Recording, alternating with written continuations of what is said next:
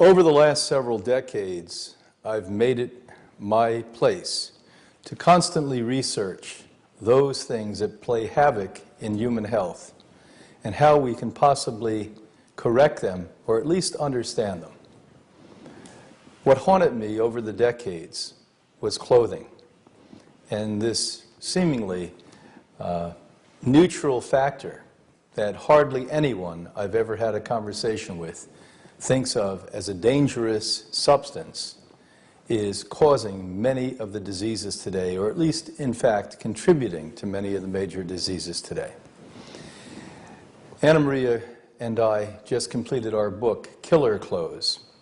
It will be out January 2011.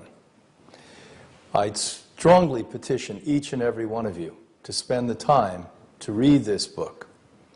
This took decades of contribution from the scientific community and years for us to collect this information and data to show you that everything from seemingly innocuous polyester, which gives fumes out from the day it's made until the day you throw it away, causes things like cancer, neurological disorders.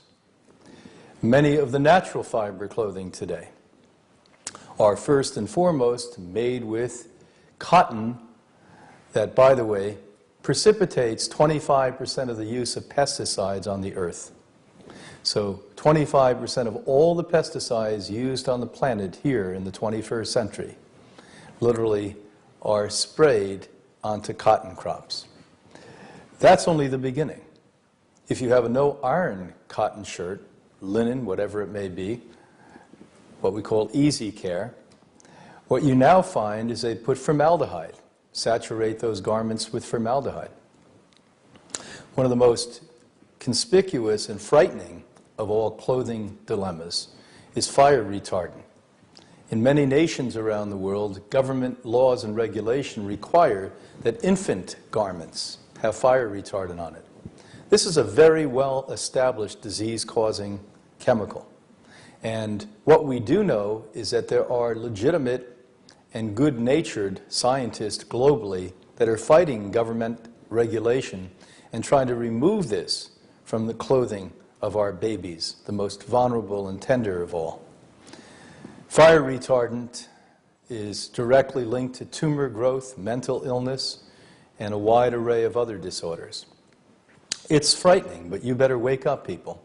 It's not only the food you put into your mouth and ingest, the water you drink, the air you breathe, but one of the most personal things we do, adorn our body with clothing, literally could be causing disease as you're listening to me right now. We must go to the organic clothing. Certainly the undergarments must be organic. We must go with the least treated or non-treated natural fiber clothing.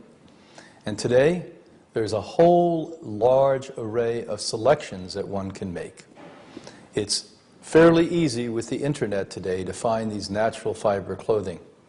And they are having more and more boutiques and clothing stores all over the planet so you can select them.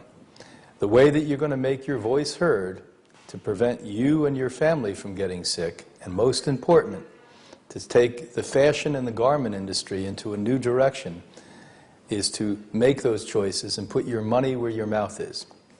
Only tolerate those things that will help your health and not destroy the planet one step further.